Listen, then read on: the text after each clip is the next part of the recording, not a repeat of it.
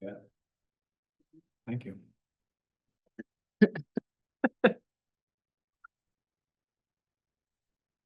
Good evening. Monday, September 15th, 2025, regular meeting of the Windsor Heights City Council. Roll call. Susan Spears. Here. Joseph Jones. Michael Libby. Here. Lauren Campbell. Here. Teresa Harms. Here. Please join me in the Pledge of Allegiance.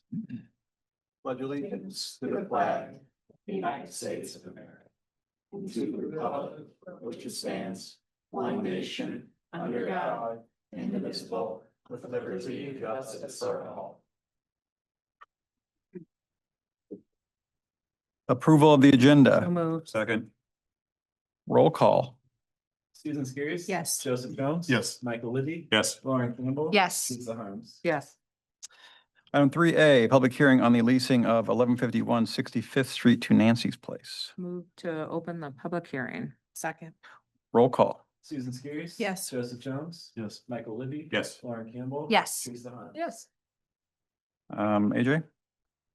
Yes, council, a public hearing was set on August 18th to enter into a 2-year agreement with Nancy's Place for the city-owned duplex 1151 65th Street.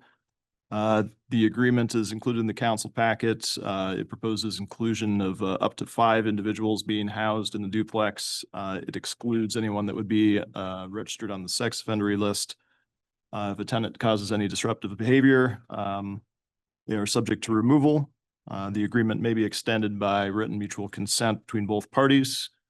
The rent amount is $1 a year, and Nancy's Place would be responsible for all utilities and maintenance for the duration of the lease agreement.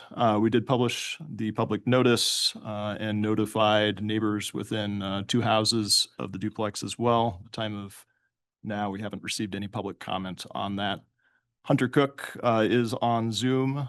He is the main proprietor of Nancy's Place. If you have any questions, expect he'd be able to answer them. It's a public hearing. Is there any public comment? There's a couple people, I think, waiting for this meeting at the other building. And I can run out and grab them. That's fine.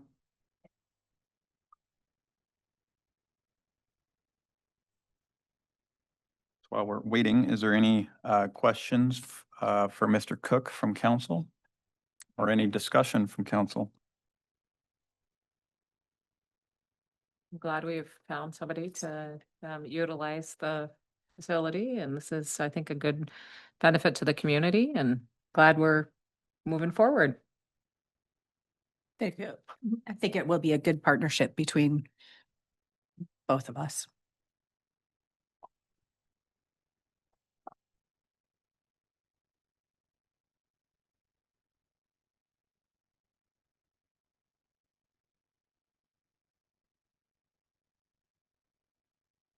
Adam, is Hunter able to unmute if he had any comments? Hello, can you guys hear me okay? Yep. Apologize for not being there in person. My wife made me take a vacation, so I'm in the Chicago area right now. It's the first one I've had in a few years. I do have some updates. We are going to be working with Optime Life Services. They have a good selection of individuals that they feel would be a good fit for the home, especially with the clawfoot tub and everything else. We're looking at ways to have the best fit for the home. So we have a long list of individuals that are excited about the possibility, and we're ready to go there. As soon as I get back and we get this all set up, we'll be doing a walkthrough, and we'll be moving through and hopefully getting some individuals in there and getting everything up to code and get the rental certificate all set up pretty quick.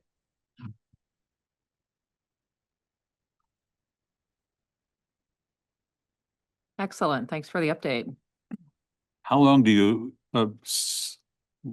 think you'll be before you're able to take possession and actually use the facility? As soon as I get back, I'll be back home next week. We'll do the walkthrough. I'm gonna talk with Optime, and we're gonna look at what we need to, besides the obvious things that we have to have updated with code. I'm just going to talk to them and see what they need and kind of what changes and that they will have, and that will kind of determine it. But they are very motivated, and they've expressed to me that they want to get individuals ASAP, and they're willing to actually help us financially to update things too to make that happen. So It really just depends on what they say, but I'm hoping within a few months, and they're ready to go. Great. We look forward to it. Yeah, thank you. Other public comment? Move to close the public hearing. For those that are just walking in, this is the public hearing on the leasing of 1151 65th Street, 65th Street to Nancy's Place. All right, Second. roll call. Susan Skiris. Yes. Joseph Jones. Yes. Michael Libby. Yes. Lauren Campbell. Yes. Teresa Harms. Yes.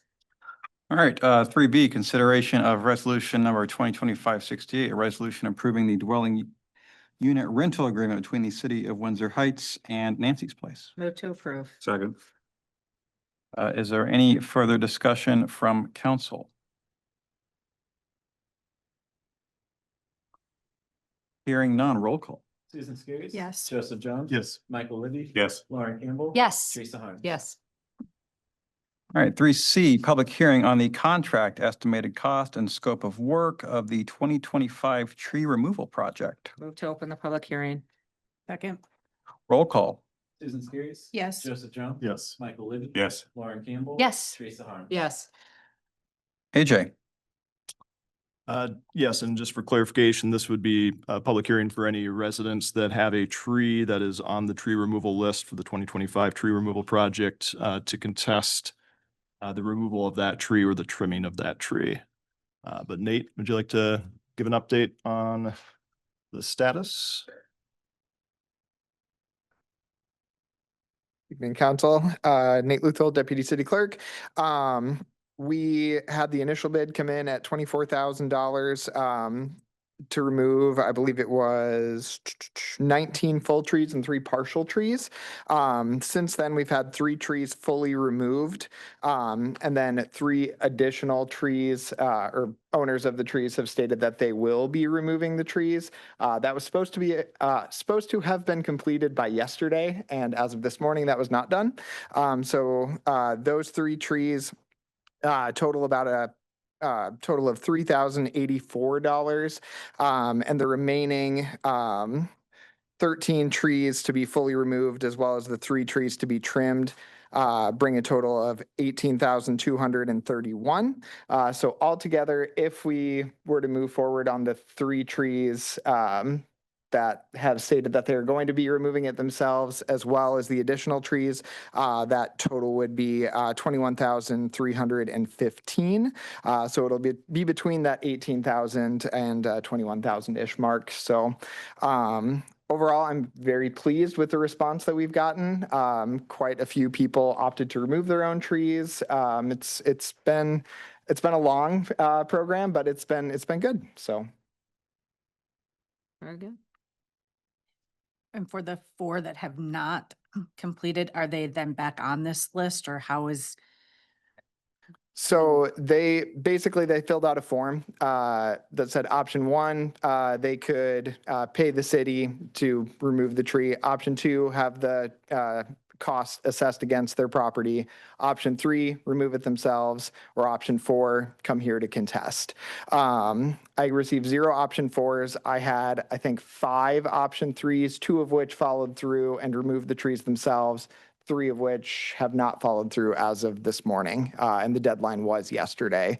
So I believe the course of action would be to special assess those trees. However, there is still the possibility that before Wright were to get out there and remove the tree, they could have removed it themselves.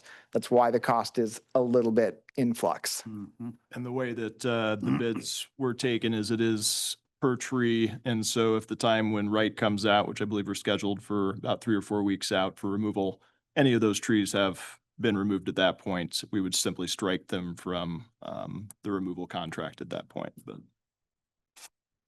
Just wanted to make They sure have we a knew how we were Yeah. proceeding, but I know it's been a fun time for you, so Super appreciate fun. all the work you've done. I think you've learned a lot about trees. We have, Taking trees down, putting trees up. exactly. Yeah. Yes, interestingly, there's 19 trees being removed as part of this or proposed removal. And Andy and I were out in the right of way for the 19 properties that are getting new right of way trees today. So you'll see 19 new trees go in Wednesday. Okay, this is a public hearing. Is there any public comment? Move to close the public hearing. Second. Roll call. Susan Skiris. Yes. Joseph Jones. Yes. Michael Libby. Yes. Lauren Campbell. Yes. Teresa Harms. Yes. All right, consideration of resolution number 2025-69, a resolution of necessity pursuant to section 38449 of the Iowa Code covering the 2025 tree removal project. Move to approve. Second. Any further discussion from council? Hearing none, roll call. Susan Skiris. Yes. Joseph Jones. Yes. Michael Libby. Yes. Lauren Campbell. Yes. Teresa Harms. Yes. Item E, consideration of resolution number 2025-70, a resolution approving and accepting the bid from Wright Outdoor Solutions for tree removal and related services. So moved. Second. Any further discussion from council on that item? Hearing none, roll call. Susan Skiris. Yes. Joseph Jones. Yes. Michael Libby. Yes. Lauren Campbell. Yes. Teresa Harms. Yes. Item 4, public forum. This is the time set aside for comments from the public on topics of city business other than those listed on the agenda. No action may be taken. Please come to the podium, state your name and address for the record, and keep your comments to no more than 5 minutes.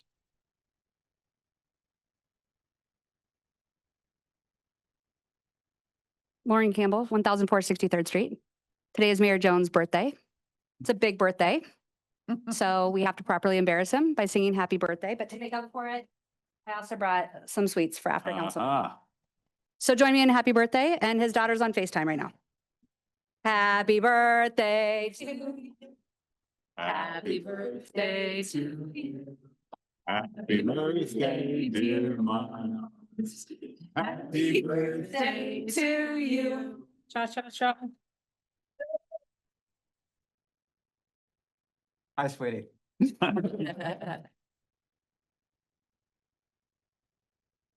Thank you. That's very sweet. Lauren even got your favorites. We messaged your mom and got your favorites. Oh, wow. Okay, well, thank you. I'll share these with all of you instead of eating them for myself. Just so we're clear, that Even was the though- expectation. Okay, yeah, I figured as much. Yes. No, they're your favorites. Yeah. I mean, I got a peanut butter cookie in there for sure. Well, that public comment will be tough to beat, but is there any other public comment? Lauren. Hi, good afternoon. My name is Amy Putney Koenig. I just wanted to pop in with a check-in from Bridges of Iowa, Pat Coughlin and Jamie, who are doing their thing, and we're excited. I'm sure you've seen the delightful little bridge. Yes, it's so cute. It was so cute to see it floating in the sky. And so I think I haven't checked it today, but I know that it'll get poured and like finishing, kind of getting installed, and the designs are getting finished. I'm not finished with them today. I kind of had a big idea that I would have them all for you, and I don't, but we did have a conversation about the design, because I had open design and then patchwork design, but I want it to look really good in the park and not like awkward people floating that don't fit. And so we've come to this patchwork kind of design that I think will look great. And also in talking about painting the surface of the walkway on the bridge, we want that to say, cross the bridge to a better life, because that is something that they use. But I think it's important because of paint, because of wood, it's can get slippy. So I'm going to use a product called Illuma Graphic, which is what they use on flooring at like event centers and outdoor spaces. So it's got a little bit of a grit, but it's not like full on. It won't trip you up the opposite way. So I'm excited about that. It's like just kind of putting all the pieces in together. There'll be the 6 panels that are printed on the outside, and then the inside will have multiple panels that are hand drawn and printed that we're pulling from. Jamie has sent me lots of personal stories. So I'll be pulling from personal stories unattached to a person, but kind of great, inspiring stories from the community and then get all that in. And then the fun stuff happens with like painting on the outside, like more vines and leaves to kind of have it go with the bioretention site. And I'm super excited about it. It's getting down to it. I know. You should have the designs pretty much in full by the next meeting, if not sooner. So everyone can approve them and have a look at that. What else is there? I think that was it. I think it was mostly getting clear on the footing that I want to be not slippery because it's a color and how cute that bridge is. Yeah. It's a pretty cute bridge. Guide tells me that perhaps it'll be ready for the next graduation. I'm not sure. I know there's an event on the 16th, October, and it could very well be, but my deadline is kind of October 16th, but that's kind of getting the panels in, Sure. getting the flooring in, and then adding the paint. But I don't mind, people like to watch public art happen and sometimes even participate. So if it's a thing at the event where people can come and paint and be a part of that, I think that could be really cool. I'm working with Lasher Graphics. They were funny. They came out and measured and he was like, what about this sign here that's like really bunched up close to the bridge? I'm like, I'm sure that's not going to be there. But they are willing, and they said they've worked with you before. And I think Jamie's got that part figured out to make new signs. There'll be 2 other signs that kind of explain the project and the bioretention site that are like 10 feet away from the bridge. And it won't be like, you can see the older sign, it's like a sticker that's peeling, but they print on the actual product, so it won't have that effect. Yeah.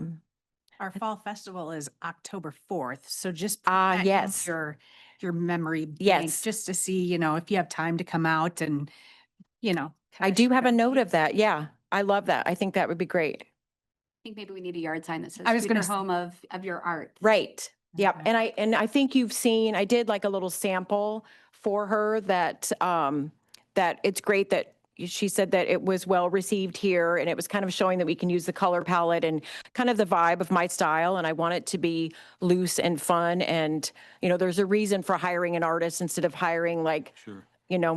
and so I'm excited about that. And I think it's a good mix.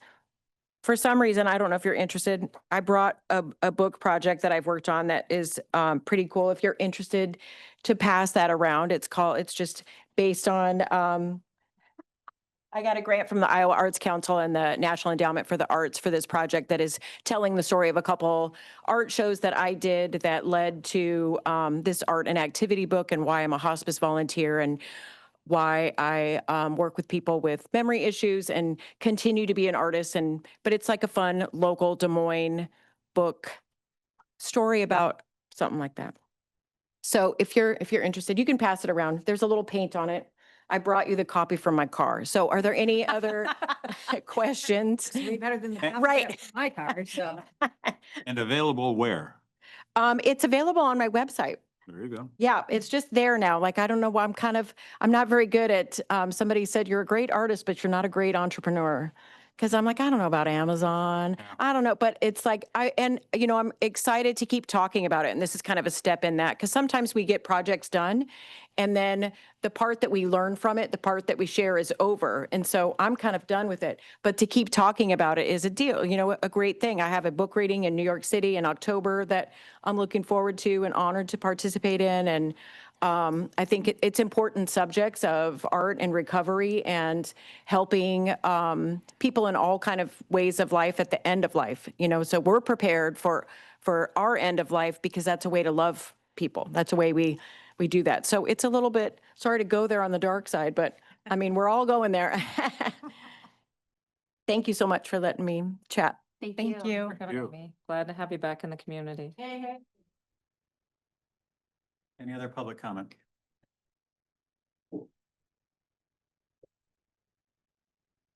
Hi, my name is Megan Johnson. Thank you for giving me a couple minutes. I am the expansion coordinator for the Isaiah 117 house here in Polk County, Iowa.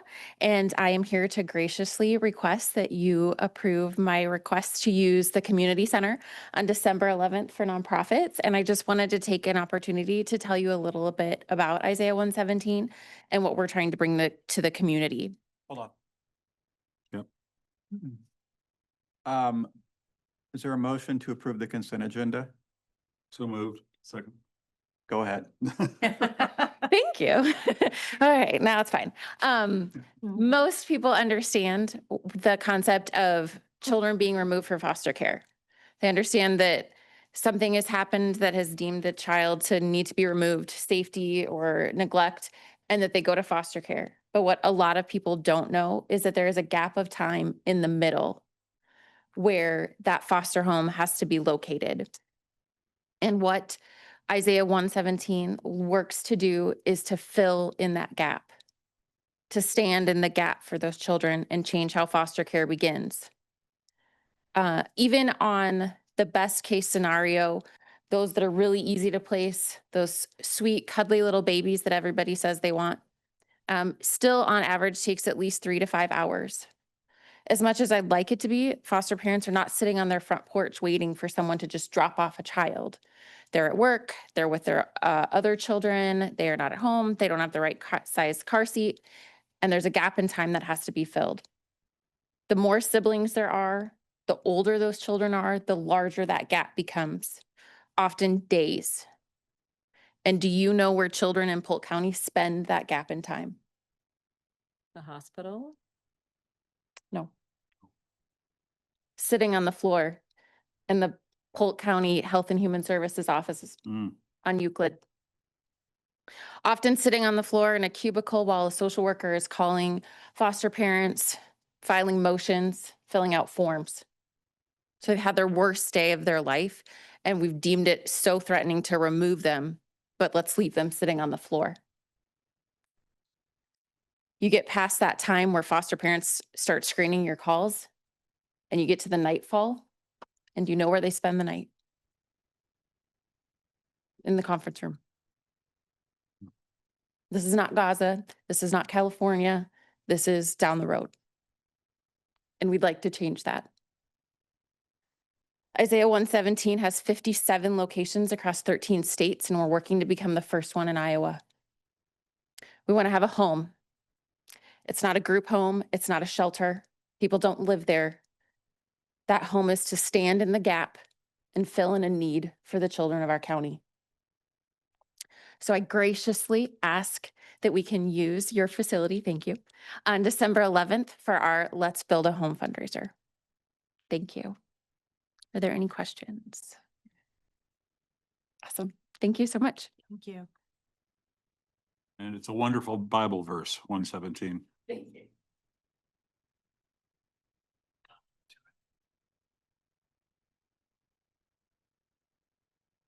Good evening, John Clays. My home address, 9704 Catalina Drive in Johnston. My work address, 6507 University Avenue, right across the street. I'm the executive. Thank you, Teresa. We go back a ways. I don't know if you remember that. Yes. We go back a little ways, and we go back a ways too. When I started 11 months ago as the executive director of Gigi's Playhouse, I could say I knew not what I was getting into. I'd been in the nonprofit sector for all of my adult life. I walked in to the Gigi's Playhouse like I encourage all you to do. Sometime you won't have opportunity, and they had me at hello. It's a beautiful place. It's playful, it's meaningful. It was after hours and it was dark, and I met with 3 members of the board to beg them to hire me to be their executive director. Again, I've been in this space for 30 or 40 years, but nothing has moved me and meant as much to me as serving in this role in this last year. In fact, I told myself, more people need to know about this place. Everybody I know needs to know about this place. So once I kind of checked that box, I figured, okay, everybody I don't know needs to know about this place. And I literally started marching down the street on my lunch hours or an afternoon stroll, introducing myself to every merchant I could find to say, do you know about this place? It's just up the street. We're open every day from 8:30 to 5. I invite you to come in for a 5-minute tour, stay for as long as you want. I want to share numbers with you. Since I started keeping track 11 months ago, on a monthly basis, we will log in 582 participant hours spent in our playhouse. That's purposeful, progressive programs from expectant parents who don't know where to go, to children, to teenagers and adults. Right now, there's 2 adult programming going across the street. Any given month,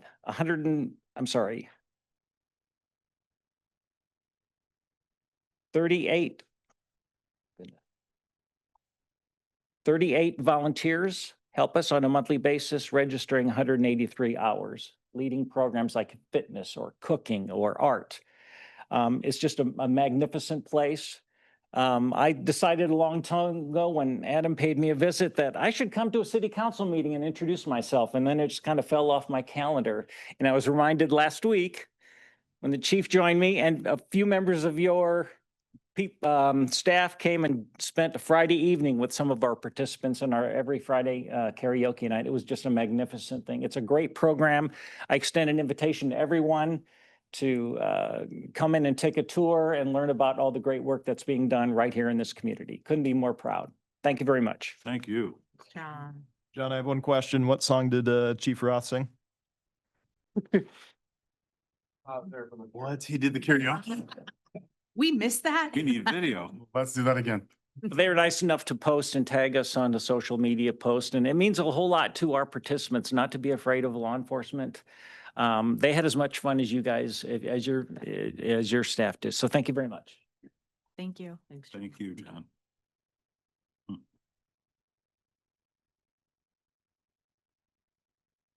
All right, well, there's a motion for consent agenda. Any discussion on that? Hearing none, roll call. Susan Skiris. Yes. Joseph Jones. Yes. Michael Libby. Yes. Lauren Campbell. Yes. Teresa Harm. Yes. All right, action items. 6A,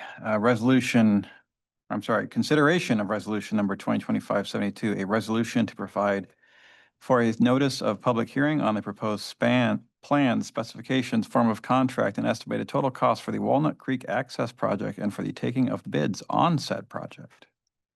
Move to approve. Second. AJ? Justin, are you or Nate?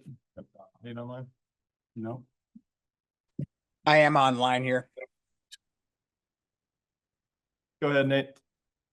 Yep, so you should have the plans in front of you for the Walnut Creek water access. We are planning on assuming approval tonight, planning on going to issue those bid drawings tomorrow morning. And I guess from there, if you guys have any other questions, I can help answer them. Just note the estimated cost at this point is $231,000. That does include some stormwater work adjacent to the project. There's a sinkhole that was found pretty much right in the water access area. So we're going to take the opportunity to get that fixed if council approves it. And we do have received a $125,000 grant from Mid-American Energy for the project as well. Yay. Adam, can you list that cost again? I have the engineer's estimate for, the project not including the stormwater pipe repairs is $231,250. Gotcha. Okay, great.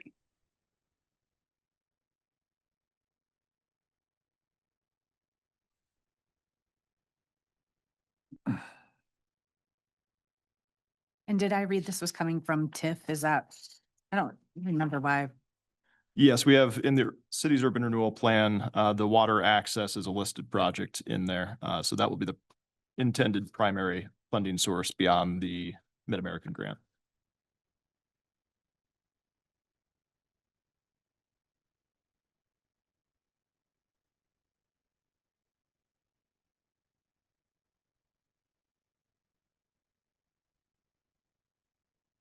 And then we have to add in the $20,000 for the sign, or is that?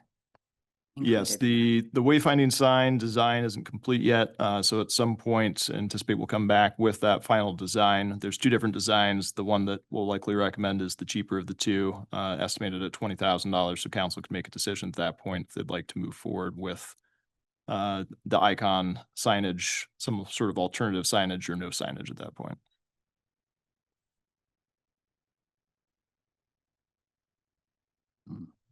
Maybe we can ask Icon to put a few dollars in.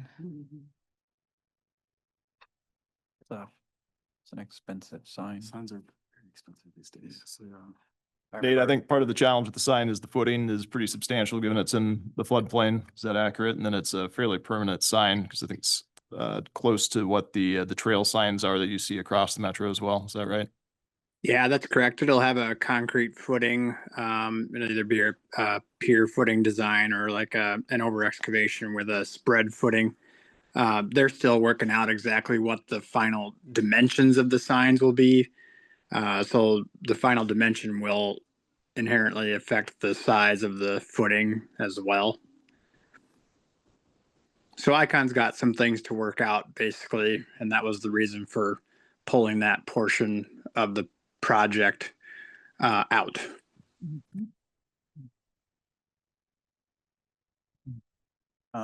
Super excited about this. Yeah.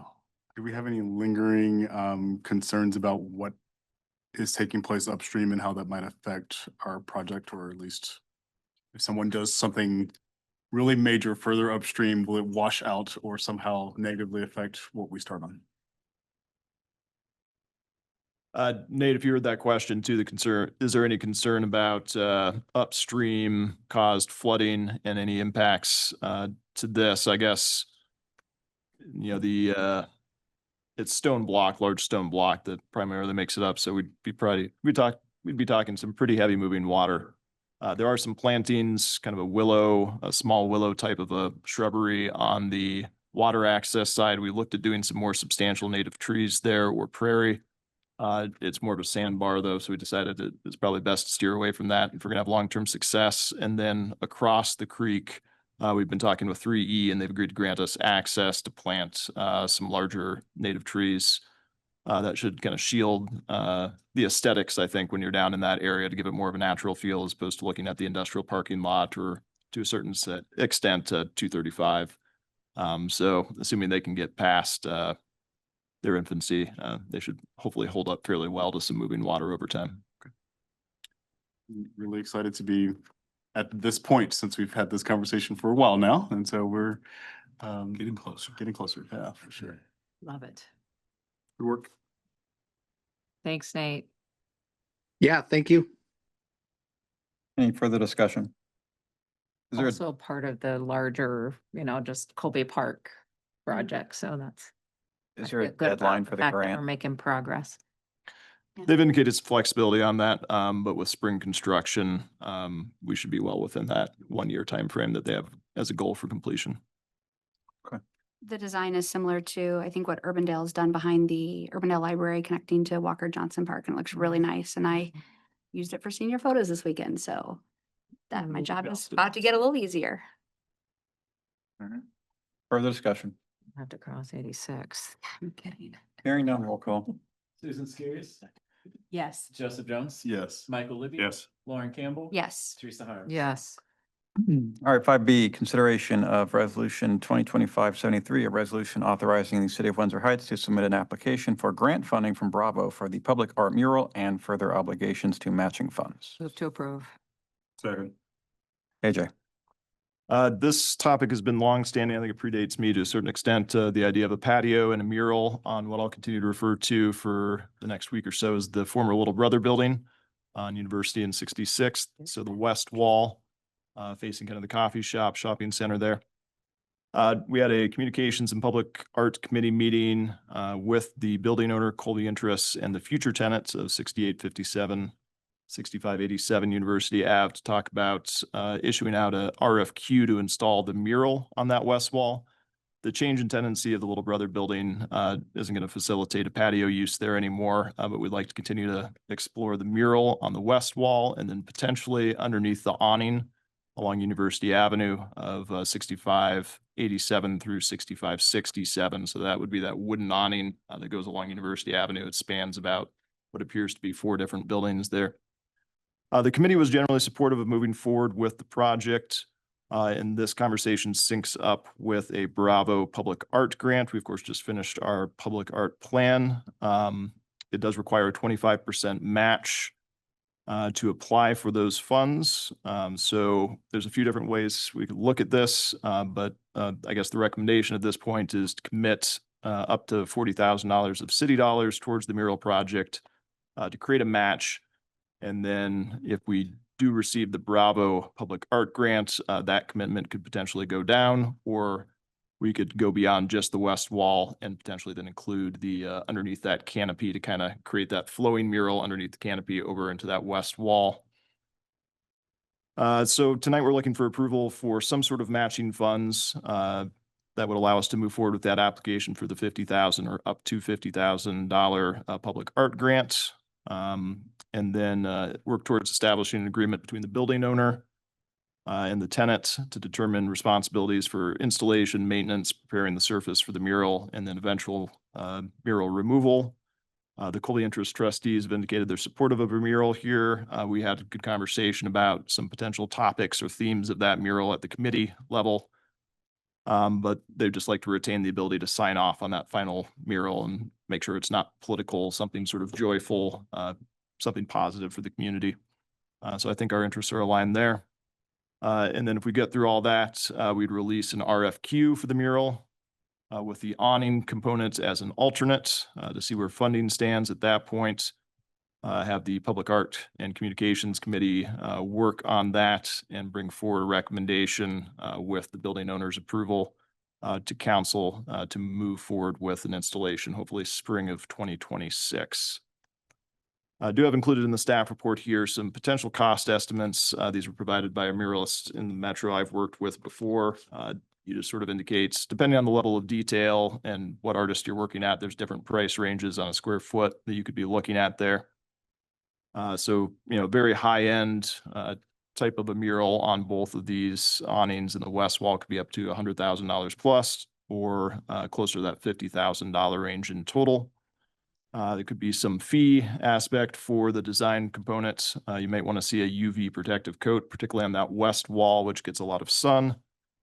And then some wall preparation on the brick, in particular of that west wall, to try to give a good clean surface for the painting. So kind of a lot of points in here, but if we'd like to move forward, we can work towards that Bravo grant and work on that RFQ, and then eventually bring forward a recommendation to City Council. For the funding source itself, we had a draft development agreement for the mural and the patio. The cost of just doing this more extensive mural would be less than that, but that is a project within the urban renewal area. And then we also have the potential to utilize some of the remaining balance of the Keep Windsor Heights Beautiful funds that were left with the city for beautification as well. So that's kind of a synopsis there. Happy to answer any questions council may have. The committee minutes are also in the agenda with some additional commentary as well. The committee had a good discussion, and Colby or Brian joined us, and so did the woman from Dinner Dispatch. So it was good to get their kind of thoughts and feedback, especially what the Colby trustees would be interested in open to in that space. And I don't know if you've heard back from Brian or not, but whether they talked about, maybe there are some things that they could do, like, prepping the wall and those sorts of things. So as a way to help maybe defer some of the costs or whatever the case may be. So, but I thought overall it was a very warm welcome. They'd invite the opportunity, and it was good conversation. So it's one of those things, like, it's time to move, right? This is something that, I've been talking about pretty much since I came on council. I just, looking at our budget and looking at what's upcoming, I just want to make sure that we're mindful that this is a want, not really a need to. So, maybe we look at how we can make it look amazing, but, keep it in a price range that's reasonable. At one point in time, were they not going to do something to the awnings there on Colby? I mean, do we know what they're doing there, what their plan is? Because I would hate to have us spend money and then all of a sudden 2 months later, oh, hey, by the way, we're going to do this. Or are we going to wait to do that awning until they figure out what they're doing? And then I just would hate to have us do all this, have the artists do all the work, spend the money, and then we sit there and Yeah, that's an excellent question. We have done, we've had some conversations with Colby Interest about facade improvements along that whole strip that would, which could potentially include the adjacent buildings to the east as well. And I think it gets back to the surface preparation is we probably need to put some sort of a conclusion to those conversations, and at a minimum, probably see replacement of the shingles and some patching of those plywood planks underneath the awning to ensure that any mural that's installed there is protected. There was some conversation about changing that awning out to more of a metal awning. I don't know that those conversations have a lot of legs at this point, but that is something I think we'll have to talk about as we look to strike an agreement between the building owner, and that agreement would ensure the mural's durability for a certain amount of time, barring, you know, fire or demolition and redevelopment of the project, I think. So what that duration is, I don't know at this point, but my expectation, I think, would be 10+ years of allowing that mural to be in place unless circumstances of substantial nature dictate otherwise. And I'm not overly concerned about the wall that's facing the town center. It's just more like the awnings, just because for 6 years now, I've heard that they're gonna do something, and then they've kind of done a few things, and then all of a sudden they, like with Sherwood Forest, they went all out, and then we're like, oh, wow, they actually did this, you know, I mean, great, but yeah, I just would like to make sure that we know and they know what they're doing before we spend money on the awning part. The mural, great. I don't think that there's anything there that they really would change around that much at this point in time. But that awning, that whole side there. I will say that and we didn't get into this, but to have, you know, the awning, I love the concept and the idea and that sort of thing. And if it were maybe in the town center, I might even feel better about it, but there's just not a lot of foot traffic on that space. And so that's the other thing. And that's why I just thought, you know, let's see what the dollar figure is and all of those sorts of things. Just, I mean, just to get an idea, and then we can make a decision about whether or not that makes the most sense for the dollars. We may not, I mean, we might not even have the resources to be able to do that. And so, but to, you know, the value for great concept, but if we need to be, we do need to be, you know, careful about our spending, then that might be one that we forego. But if we get the mural done, then that's a good step. So I think $40,000 would ensure even if we don't get a Bravo match, we could at least accomplish a fairly high-end west wall. And then, you know, if we get the Bravo grant or get the right artist with interest in it, at that point, we may be able to expand into the awning, but the awning would be listed as a bid alternate in there. So subject to everything coming together.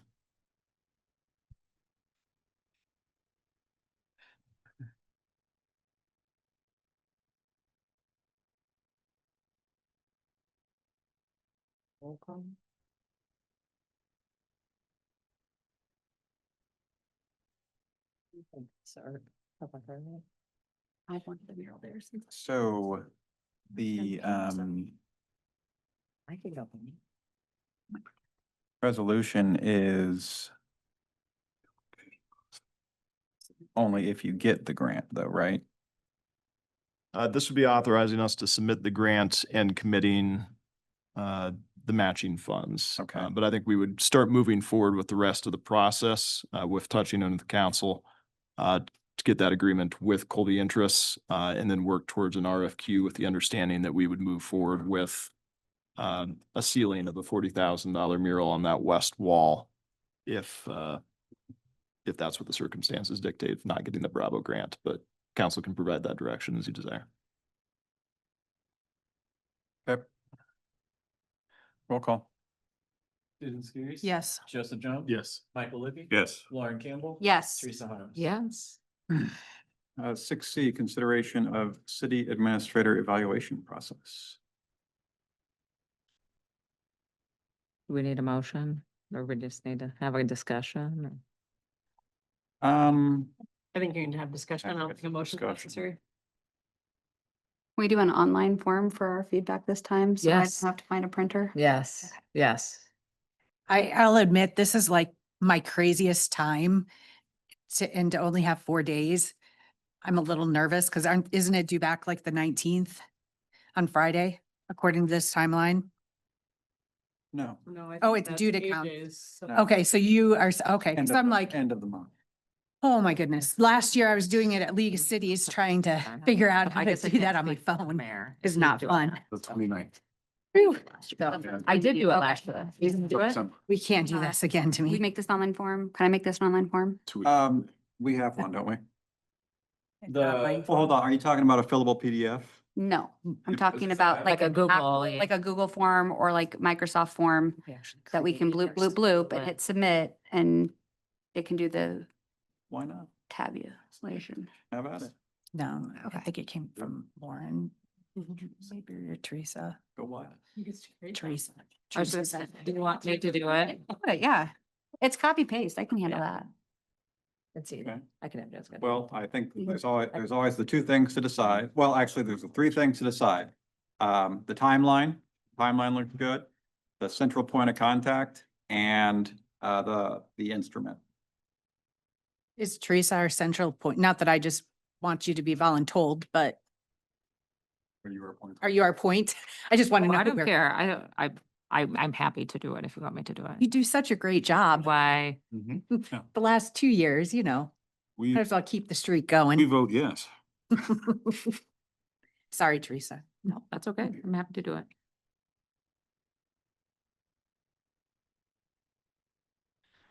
Timeline? That was fun to me. I won't be here in person, but I will be on the 20th. But I'll be online. On the 20th. I will not be here on the 20th. Okay, you're not here on the 20th? Yeah. Do we want to move it then, since two of you? Lauren, are you going to be online? I don't want you to I commit won't be to, online. so should we move it? Will that mess things up for others? We'd have to Moving it to November, push it or we back. either need to move it up or back. Can we do November 3rd? Is that okay? What does that do to, Just, you can make it retroactive. I mean, that's, right? Can you do that? Aaron? What? Can you Okay. make it- Yes, you may.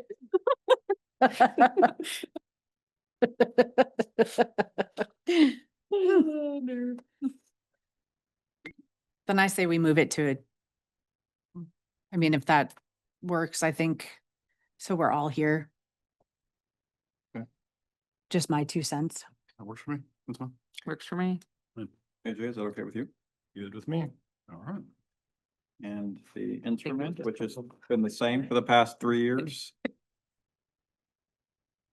Instrument will be the form, online form, right? Yep. Which you're gonna copy and paste. Yep. Yeah.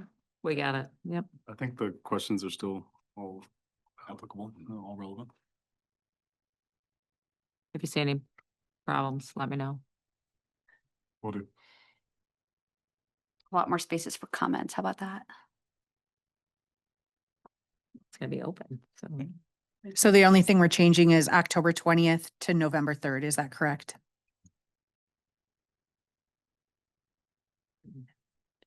We have plenty of- Don't put a character limit on the form. Oh, heck no. Do we want to extend the time for council to complete? Since we're not doing the conversation until November 3rd, could we have a little bit longer? I don't know if you guys know or not, but first week of October is a little busy for some of us. For some. for us. And then we have to recuperate from not having sleep for like the last 3 weeks. So first two weeks are not pretty in October. So are you okay if we extend it to October 17th or 14th or something like that? And then we can do meetings, individual meetings through November or October 31st. Yep. Yep. Okay. So evaluations are due. October 17th. October 17th works. And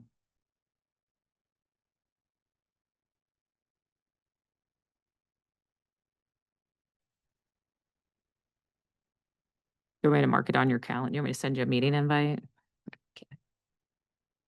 No, text reminder that day would be nice. Okay. Yeah, I was gonna say. I think last year you did text reminders for us.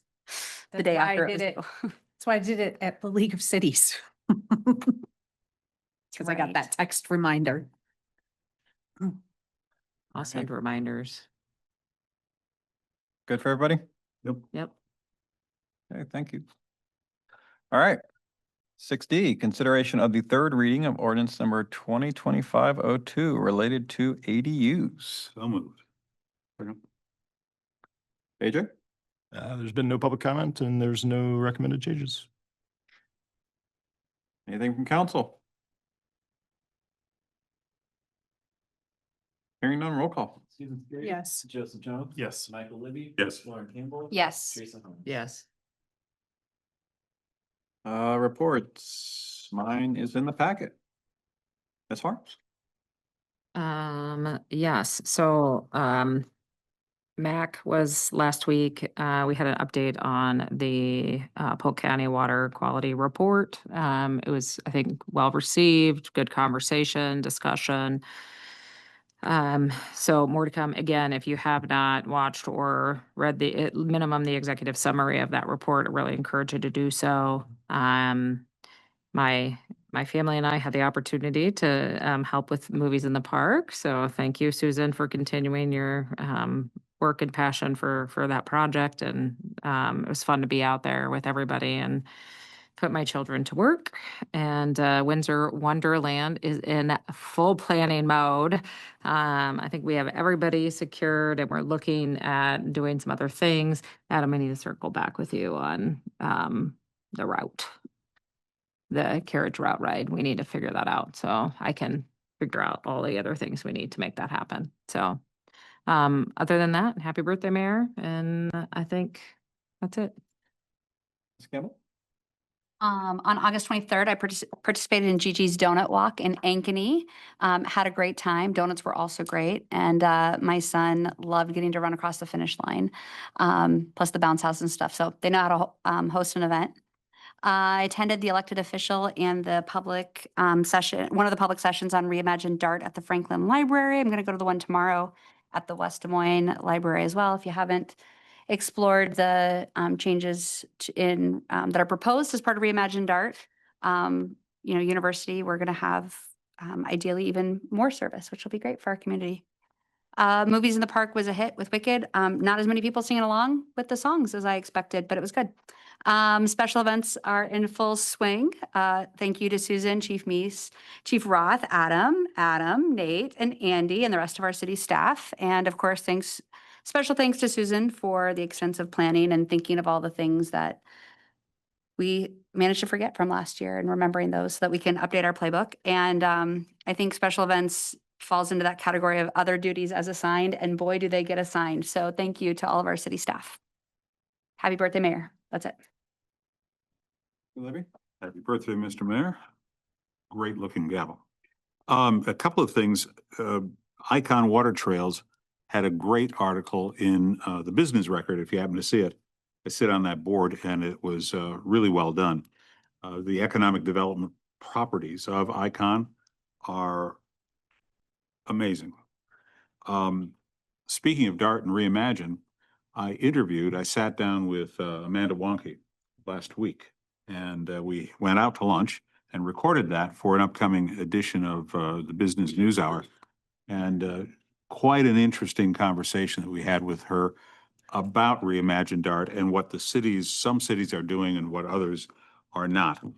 And there's a lot of misconception, I think, about the new bus garage. I call it a garage, but it's, but the federal dollars that come to that have to be used for that. Right. And not Anything else? transportation, right? And I think there's a great deal of people that don't understand that when they see a $2 million bus garage going up, they're going, well, wait a minute, how come we're reimagining DART? City podcast, the businesses of the Bake Shop, Matt Kale, are coming out this week. And then before the end of the month, our new businesses, which was Dinner Dispatch and Ice Cream Ahoy, will be in that. That concludes my report. Jones? Lots of dark talk, obviously. And I know you've all had a chance to look at the reimagined plan and any comments or feedback you have, you can give that directly or you can give it to Lauren and I. The two of us and Adam are going to meet with Amanda as a part of the kind of regular conversation we have with commissioner alternate and city administrators. They've had over 400 people fill out surveys since it's been open to the public. So I encourage anybody in the audience who has a say or wants to have a say in how the Reimagine project looks, be really helpful for us to make our decision because it's coming up sooner rather than later. And I'm actually excited for us to get to this point because it's been a long time coming. So hopefully people will hear from their constituents across the metro and we can have a robust yet civil conversation about what the future of public transit looks like. So like Lauren said, there'll be one more in-person conversation tomorrow in West Des Moines, and then there'll be a virtual one on the 24th for people to give input. And I've attended a few of those, and I think all of the questions have been really good. I think people's concerns are obviously all really valid, but the understanding that we're creating the system that we have collectively said that we can afford and can do and what we want out of it, which is higher ridership with a couple pockets of coverage. So hopefully that will sustain us in our vote to come together on figuring out the new plan. So and then again, like Lauren said, our Route 3 should increase ridership quite a bit just because they'll be very frequent coming down University Avenue and going to Walmart. So. And public comment until the 30th, right? Correct. Yep. All right, that's it. Gary's? Start with happy birthday, Mayor, before I forget. Dang it, happy birthday. See, that's why I started with. Gotta write this down. I'm learning. I attended DART meeting at 7:30 in the morning with Mike Jones, and thankfully I could keep the video off because I was still in my pajamas. I totally forgot about that meeting, but it was very informational. I really appreciated how it was done. I thought it was it provided the information to us in a very meaningful way that was very conscious of the amount of time that we had on that call. So appreciate that. This has been a busy few weeks for me. I've attended multiple events or meetings with the chamber, DART, special events. Wake Up Windsor Heights was a huge success on Thursday. I was able to sign up a few new parade attendees, and I was able to hand out some posters for Fall Festival, including to Gigi's Playhouse. So was happy to get some of these out. I am completely out of posters, so Lauren would make me buy some more tape now, won't she? Anyways, we have just about 17 days left until the Fall Festival. Not that I'm counting down, but thanks to all the staff for not totally thinking that I've lost my mind since most of my really good idea emails get sent at about midnight between Lauren and I, and then staff gets involved. So appreciate all of the work that staff is doing to help make this a success, and can't wait to see everybody volunteering on October 3rd at the movie and October 4th at Fall Festival.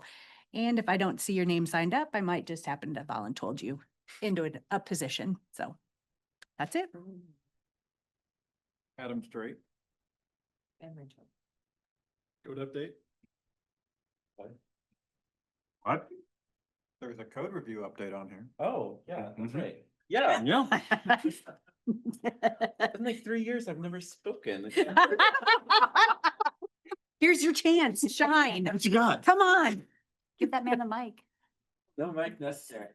I don't remember where it is.